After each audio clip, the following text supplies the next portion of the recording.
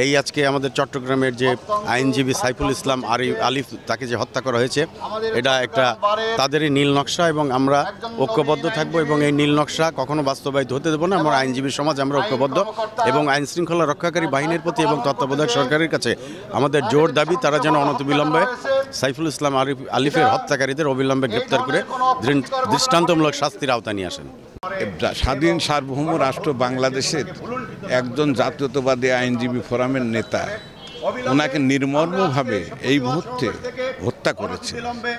এরা ভারতের royal agent তথাকথিত শেখ হাসিনা এবং পলাতক প্রধানমন্ত্রী তার প্রেতাত্মা ভারত, সেই ভারত এই দেশকে স্বাধীন সার্বভৌমত্ব ক্ষুণ্ণ করার জন্য এবং এই বাংলাদেশকে ধ্বংস করার জন্য যে পায়তারা করছে তা আমরা হতে দেব না।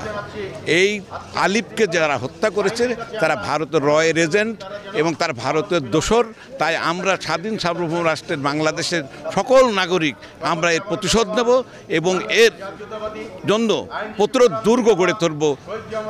ভারপ্রাপ্ত আমাদের দলের বিএনপির চেয়ারপারসন জনাব তারেক রহমানের নেতৃত্বে এবং প্রত্যেক জেলা বিএনপির নেতৃত্বে ইনশাল্লাহ আমরা এর প্রতিবাদ করব এবং এই প্রতিবাদে আমরা সোচ্চার হব এবং জনতা, ছাত্র, আইনজীবী সবাই একত্রিত হয়ে এর প্রতিবাদ গ্রহণ করব এবং বিদায়ী আত্মার মাগফিরাত কামনা করছি। আমি গত 26শে নভেম্বর জাতীয়তাবাদী আইনজীবী ফোরাম চট্টগ্রামের সদস্য এবং আমাদের সরকারি আইন কর্মকর্তা এবং চিটাগাং বারের জেলা আইনজীবী সমিতির সদস্য এবং সুপ্রিম কোর্ট বারের সদস্য জনাব সাইফুল ইসলাম আলিফ সাহেব ইসকন দ্বারা উগ্রবাদী সন্ত্রাসীদের দ্বারা নৃশংসভাবে হত্যাকাণ্ড হয়েছে, যারই প্রতিবাদে সারা বাংলাদেশে এই বিক্ষোভ সমাবেশ হচ্ছে। তারই অংশ হিসাবে আমরা কেন্দ্রীয় ঘোষিত অংশগ্রহণে আমরা আজকের এই বিক্ষোভ সমাবেশ করছি।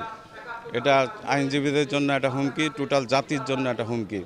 যেহেতু কোর্টের ভিতরে অংশগ্রহণ করেছে, অতএব আমরা এর বিক্ষোভ সমাবেশে তার দৃষ্টান্তমূলক শাস্তির দাবি করি। আওয়ামী সন্ত্রাসীরা, আওয়ামী লীগের ছত্রছায়ায় ইন্ডিয়ান আমাদের এই বাংলাদেশটিকে অস্থিতিশীল করার জন্য বিভিন্ন প্রক্রিয়া করছে। তারই অংশ হিসাবে ইসকনের মাধ্যমে আজকে বাংলাদেশে তারা নতুনভাবে ষড়যন্ত্রে লিপ্ত হয়েছে এবং তার ধারাবাহিকতায় এই আমাদের একজন বিজ্ঞ আইনজীবী এবং আইন কর্মকর্তা, যিনি আমাদের জাতীয়তাবাদী আইনজীবী ফোরামের অন্যতম একজন নেতা, তাকে নির্মমভাবে নৃশংসভাবে হত্যা করেছে। আমরা এই কারণে আজকে এদেশের মানুষ আজকে এই অন্যায়ের বিরুদ্ধে প্রতিবাদমুখর হয়েছে। আমরা এর তীব্র নিন্দা এবং এর তীব্র প্রতিবাদ জানাচ্ছি এবং তীব্র ভাষায় নিন্দা জানাচ্ছি।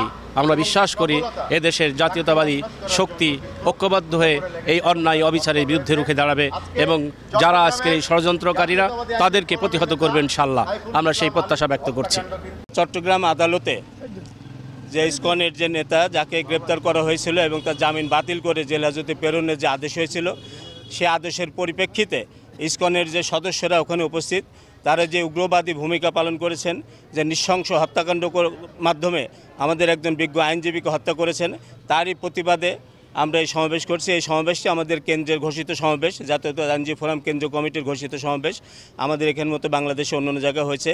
আমরা এই সমাবেশের মাধ্যমে এই হত্যাকাণ্ডের তীব্র নিন্দা জানাচ্ছি এবং উগ্রবাদী যে সংগঠন, যেটা সাম্প্রদায়িক সংগঠন, এই সংগঠনটা নিষিদ্ধ দাবি করছি এবং আইনজীবী সুরক্ষার যে কথা উঠেছে, আমরা সরকারের কাছে জোর দাবি জানাচ্ছি যে আইনজীবী সুরক্ষা একটা আইন করা হোক।